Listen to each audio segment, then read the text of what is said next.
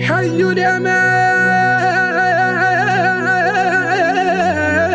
من آل السباع، ولا تجنى فضائلهم فإنهم فضلاء.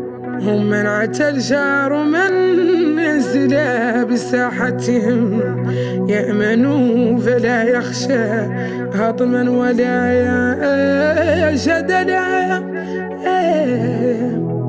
عيطول محمد وعيطول السومة، دلت مزاياهم العليا على شرف وآل صحيح إلى بيت الرسول على. قوم إذا حربوا مر وذاقهم، وإنهم سلموا كانوا إذا عسلا.